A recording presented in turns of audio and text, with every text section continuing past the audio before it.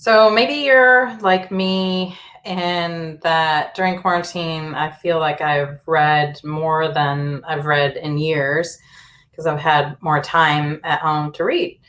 And also, maybe like me, I decided to start writing. So I've been working on a book, and I'll tell you more about that later. But I've learned a lot during the process of writing the book, both about the industry at large in terms of publishing, and also about just the actual day-to-day process of writing, and everything that it takes to go from an idea through to publishing a book and having a book in people's hands or on their screens to read. A lot of what I've learned is through other authors. And so I wanted to do this series to learn from other authors, to give them a platform to talk about their books, and to give you and myself an opportunity to learn about more books that I should be reading, not just ones that are marketed to me via Amazon and lots of other sources, but through the stories of the authors themselves. So today we're going to hear the story of one author, Jonathan Quarles, and about his book, Making Dollars While Making Change. And I'm excited about his book because I think more and more of us, especially during the pandemic and during the protests and just everything that's going on around the world, I think we're trying to get to a stage where we can make a more meaningful difference in our communities, and find ways to take our professional skills and make the world a better place. So this book, I think, is one of those books that can be both a great read in terms of hearing the author's personal journey, but also a blueprint in terms of how we can all do better. So I'd like to welcome Jonathan Quarles. Hi, Angel. How are you? I am really well. Thank you. How are you doing? I am what I always say is super fantastic. Not just normal, regular, old fantastic, super fantastic. So I believe that your words become your actions. So like what you think and what you say actually becomes reality. So even if I'm not, when I say I'm super fantastic, I feel like it's a pick me up or so. Absolutely. I think Abraham Hicks and all the power of mass manifestation and all that supports that methodology. So I love that. I think I'm super fantastic too today. Yes. So I would love to hear about some of the reasons you decided to write your book and what inspired you, and maybe share some of the stories that we can learn more about when we all buy the book. Yeah. So I mean, I've always wanted to write a book ever since I was a kid, and it was one of those things where I never thought I was a strong writer. I thought that if you're an author, you have to be like a literary genius. And I tell people all the time I'm a little country boy from Flint, Michigan, and in Flint, we didn't have the best public education. But one of the things that for me, I'm motivated by fear, and so the things that makes me most frightened are the things that I actually pursue. And so writing a book was one of those things, and it was scary. I remember writing in my journal, I think it was like November of 2017. And in that journal, I was like, I want to write a book. I'm going to write a book. But the reality is I don't have time. And, I'm so busy. I'm doing all of these things. I'm traveling and working and building businesses. But then when COVID-19 hit, I realized that I had no excuse. I had nothing but time. So the time that I would have spent working and traveling globally, I had a whole bunch of time to really do something. I could have chose to watch Netflix at night and things like that, but I didn't do that. And part of it was therapy for me, because in the midst of all of that, I found that writing. It started off as just me writing in the journal. I said I'm just going to write in the journal. Started writing, and then I was like, you know what? I have a lot of free time, so I started writing. And then from there, obviously my ultimate inspiration are my three daughters, in which the book is dedicated to. I want my daughters to know and believe that whatever they put their mind to, they can achieve. And so I wanted to do this to show them that yes, daddy was never like this person that used to write poems and essays and things like that. That was like dynamic, but you can do it. And so that really was my ultimate inspiration. Yeah, I hear you on that one. I think, there were lots of different reasons why I started writing as well, but the first, reason was because, my son started writing a book and he was working on this dystopian novel because that's his favorite genre and it was very time appropriate. Yeah. And he was asking me questions about, writing and the process and getting published. And, I vaguely knew the answers, coming from a media background, but, I had never done it myself. So I thought the best way for me to be able to support his journey as a young author would be to do it myself. And so I can totally relate to that as a source of inspiration. And also, fear being a motivator. I remember when I was going to law school in Oregon, I took up surfing, and it was really because, I was one of those people who saw Jaws way too young. And so the idea of like, swimming in the ocean, anything past, waist height, which is still a danger in certain areas, was just so crazy to me. I was like, no, I don't want to get eaten by a shark, even though like, we know that the statistics show how incredibly rare that is, and I'm more likely to die from a car wreck or whatever. But so I took up surfing to just say like, okay, I'm meeting this fear, head on. So I think I gravitate towards that. Yeah. So essentially, we are the guinea pigs for our kids. So yeah, I accept that. Yes, exactly. Yeah. It's a possibility. Yeah. And so when you were writing this book, what were you learning about yourself? What were you learning about writing a book that you think would be helpful for other people who aspire to write a book to know about? Well, I'll just tell you, this is probably the most vulnerable I've ever been, period. And I realize that people are going to buy this that didn't even know me. I'm okay with like sharing some of my vulnerabilities to to my friends and to my family members. But this book specifically, it's half memoir and it's also half kind of a playbook for the experiences that I've had over the courses of like working in the private industry, working for multi-billion-dollar companies, working for a foundation, and also working for a municipality. And I talk about the things that I learned. I talk about the things that I wish I would have done better. I even wrote a letter to my younger JQ. So everyone calls me JQ. And I wrote a letter to my younger self as to the things that I did well, the things that I really admire. And I ended with, I signed it. I close out the letter with your biggest supporter, because I want the younger JQ to win. But I mean, that's, to me, that's what really that motivated me. But more importantly, I think that this book is hopefully an opportunity for people to really go within and to challenge themselves. I think writing a book about subject matter that is something that's unique and something that is very much so specific to what your industry is easy. But to be able to dig in and touch on things that you never really dealt with, trauma that you never dealt with, that actually helped to build the person that you are today, that's what I think is so important. Yeah, and those are the stories I think people need to hear, because I think, there are some, Tony Robbins of the world or Bill Gates or whoever, can write a book and we can all learn, from those books. But I think where we learn the most are, learning from and hearing the stories from people who are just a few steps ahead of us. Sure. Right? Because it makes it more concrete. It makes it more achievable. It's less abstract.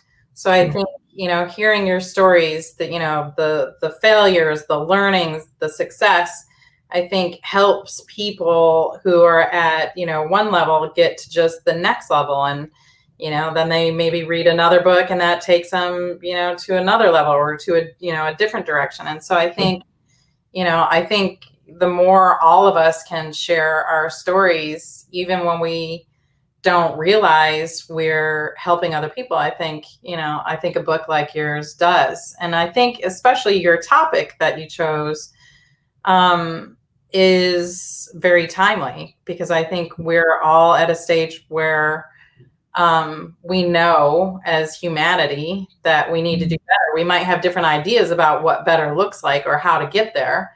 Yep. But I think there's at least a certain level of uniformity around a belief that we can and should strive for better. Yep. So in terms of, your book, did you have a specific audience in mind? Were you trying to really, thinking of an individual or a community or a group, who is the book really for? And what's your kind of wish for them, as they, buy the book and read it? What will be kind of different for their lives? Yeah. So to add on to the statement that you just completed, I think we're now entering to a new normal, right? We are in a new normal, right? The way that business is done, the way that we function as a humanity is changed because of COVID-19. And I think that's an amazing thing for those that really understand and know how to adjust and pivot. And so customers and clients, at least from my experience, have noticed that the way that we used to do business from just a traditional capitalist has changed. And so, but this is something that was brought to me when I was a kid, as my father, who was my hero. He taught me about service way before anything else, but he also taught me about ownership. But it was service first and then ownership. And so I think that's important, because you can't serve the people. And Jay-Z has this line, and I think I might have quoted this in the book, is that I can't help the poor if I'm one of them. Mm-hmm. Right? Sometimes we look at it like, okay, I want to give, and I want to be of service. But if you're not, I feel like I can be a bigger impact if I have a very successful business model where I can actually be a good humanitarian. I can be a good philanthropist. And so that's what I'm hoping people to understand. Not like when I grow up, I want to start a nonprofit. I'm like, no, I'm going to start a wonderful business that I can then fund my nonprofit if I can never get a grant or I have to go raise money, right? So I have a foundation in my father's name because of that. But I don't know if I answered the question. Yeah, you did. And it just reminded me of, when I was practicing public interest law for a nonprofit in DC, and I was walking down the street with my ex-fiance, and we were having this conversation, and and I had built this whole academic career out of becoming a nonprofit lawyer to protect animals, to protect the earth, to protect people, and then what I started to realize when I saw the way DC really works. Sure. Is you got to have some money to play this game, or at least it makes it easier to build influence around, policies and laws that you think will improve, the planet, the world, our communities. And I remember saying as we were walking, I just said, I just want to make a whole lot of money. And the look on his face, I think he was mortified, because he was like, who's taking over her body? Who is it talking? And really, I think it was, because I saw what Ted Turner was doing and other people buying up land in order to protect it. And it's not the only way. Obviously, we can do good every day without any money at all. But, just by being a good, person to other people and to our families, to our friends. But I think you kind of, hit definitely on an ethos that, that I agree with. I think, the more we can do to build prosperity for ourselves and our communities, then they're in a better position to do even better, right? Because if you're not focused on scarcity and just getting water into your house, with the topic all too well, then you can start to think, you can start to think more broadly, and you can think bigger about, whole new opportunities, but when you're focused on the real hardcore necessities, those kinds of thoughts or those kinds of thinking can be a luxury. And on top of that, you're uncompromised. So you can, because to me, I'm very value centered. My core, everything that I do, anybody that knows me knows I'm very principle centered. And so like, I don't ever want to have to ask someone to do something that is against their values. So if this is something that I believe in, like for me, I feel like a core issue is clean water access should be a right, not a privilege. That's actually our motto for Quartz Water Source, one of my companies. And so with that being said, I don't want to ask the government to do something that I like my business can actually do, right? And so I do believe in that. That's why this whole conscious capitalist. I feel like I have to be able to be in a place where I'm not compromised. So with that, when you're asking the government to do something, that means you have to compromise some things in order to fulfill their needs. But for me, I just want to make sure that people, I don't care what color you are, I don't care how much money you have, that you have a right to water. And so that's for me, my focus, my values, and I don't want to have to ask permission for it. That's why for me, I do business the way I do business. That's why double, triple bottom line is important to me, because I have to run a successful business, because if I don't, I have to ask for a handout, or I have to ask for someone to do something that's against their value base. And so if I can get enough people that are like me, that believes in the same kind of things as I believe, we pull our money together. And the book talks about a lot of this. We call it coalition building. Being politically active. I write checks, right? So for political candidates, both federal, state, and local, I'm very involved politically in every aspect, because I realize that's the only way that we can actually make real differences, that we can influence policy. And we're able to pull our money together, collective, and create collective economics. So.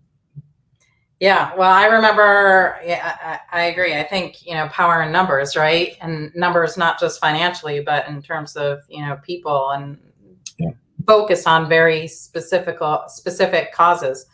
I remember, this was a while back, but I did door-to-door canvassing for the Clean Water Act in Michigan.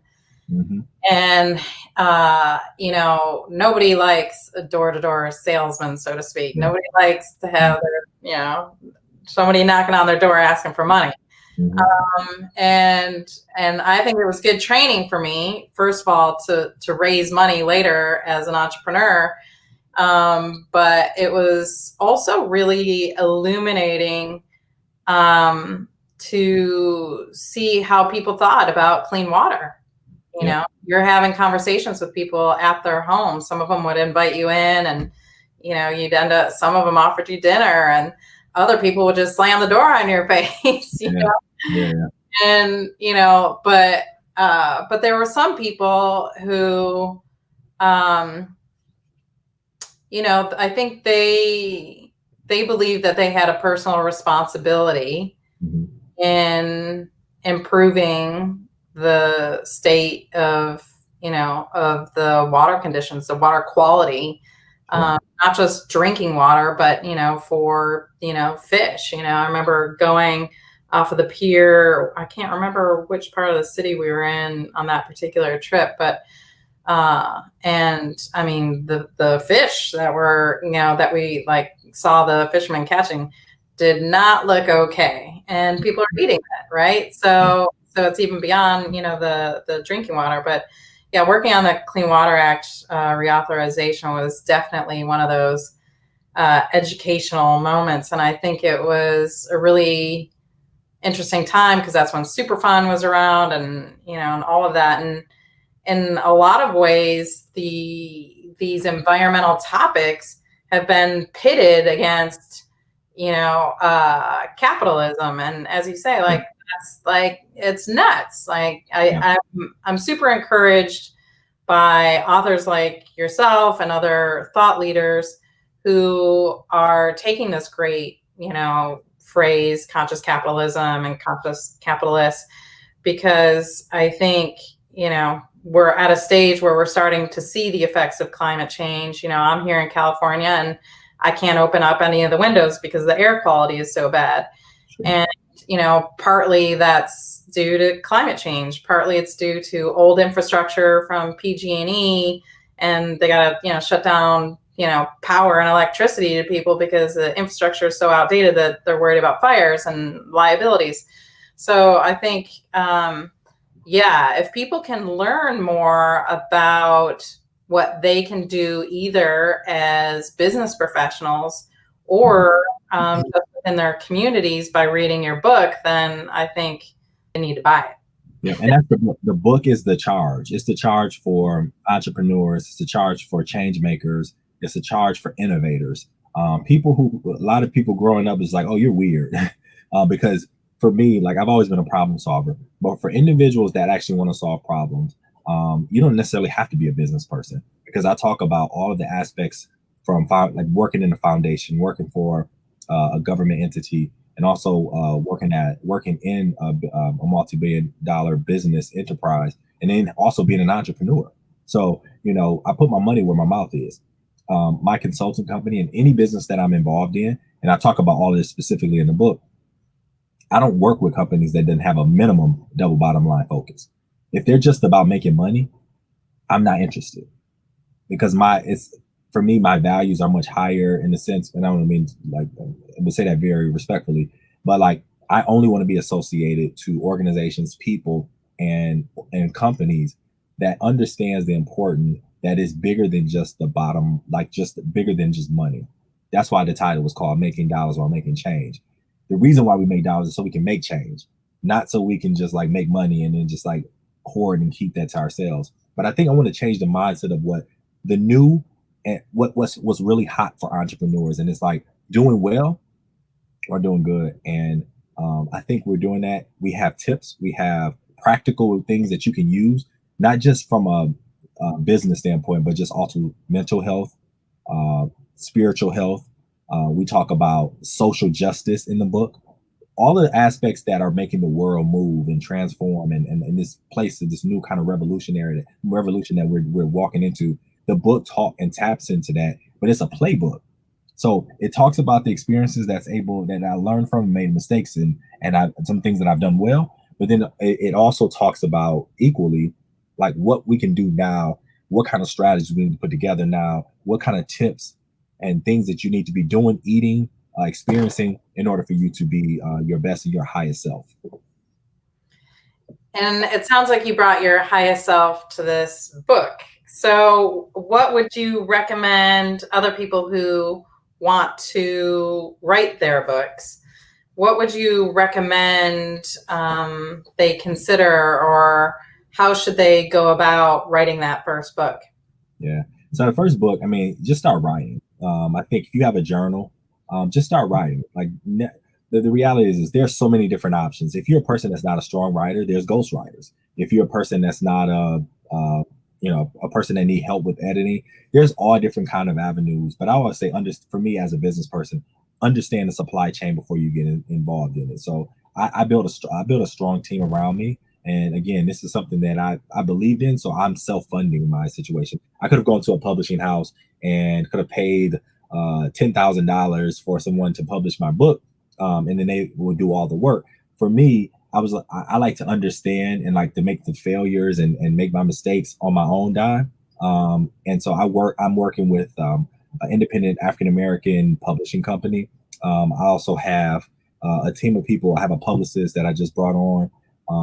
And so I'm learning the whole supply chain, because the thing is this, it's a very expensive process. And for me, writing the book was not about trying to become a millionaire. I want this information to get out to as many people as possible, because hopefully if it can help and engage people, then to me, that's worth more than money.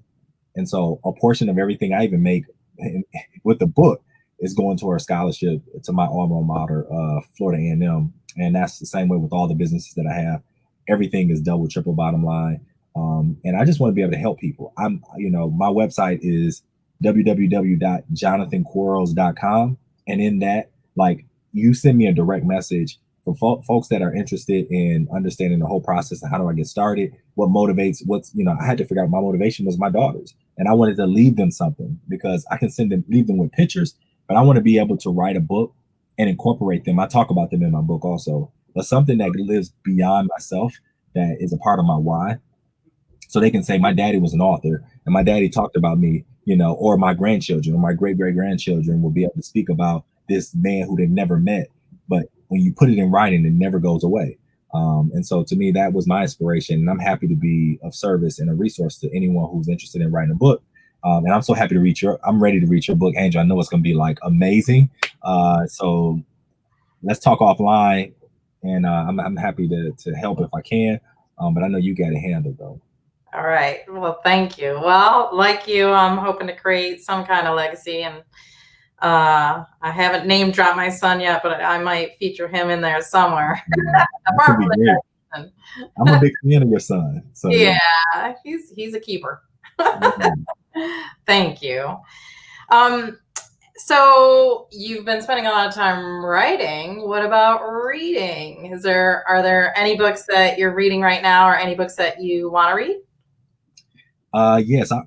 So I have a very interesting way in which I read. Well, first of all, I've read my manuscript, my book, several times now.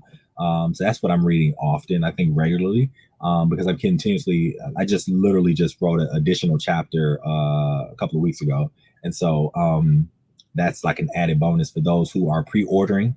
Go online. You can pre-order today, and you'll get a signature signed copy of the book. But I'm reading that, of course. Every night I'm reading to my daughter. So there's all kinds of books, children's books that I'm reading to my daughters. But a lot of the books are because my daughters are like their mother is biracial. So I read a lot of books that speaks to all the variants of what their culture is. And then I love Tony Robbins, right? So money making, money mastering the game. I like that's kind of like my Bible. Um, and I'm reading Ray Dalio's book Principle, which is really good. And then annually, I'm always reading like The Prophet, and that's more of a spiritual read. As I get ready to start planning for 2021, October is like usually when I start planning my next year, and so I want to get in the right mindset of my vision, my intentions, how I want to create impact and change in 2021, which I think is going to be an amazing year, just as I think 2020 was for those who actually planned accordingly. So. And I think you're rereading The Alchemist too, right? Oh yeah. That's an annual read. Alchemist is an annual read, definitely. Well, I had to throw that one in because I've got my business, The Alchemist Collective. So, and it was Yeah. in part inspired by that book. So, Okay. yeah. Well, that's cool. I think I have a lot more writing to do, and I'm hoping that other people will both buy your book and put themselves in that position of vulnerability, because I agree there's definitely a lot of vulnerability that goes into writing any kind of book. Um, Mm. and it requires a big commitment, a big investment, both, financial, unless you're getting some major advance and you're willing to put your book out in a couple years or a few years, or whether you go the quasi or full self-publishing. I'm glad that there's all these options available now, because there are more people reading than there have been in a long time. So hopefully that means we'll have a lot with these new models. We'll have a lot more great books to read, and a lot of great stories that need to get out. So, and yours is definitely one of them. So I appreciate you sharing it with us. Thank you for allowing me to share. I appreciate it, Angel. Absolutely. Cool. Well, I wish you all the best in the rest of 2020 and 21. I agree. I think we have lots of reasons to be grateful and optimistic. So I'm with you on that one. Yeah. All right, cool.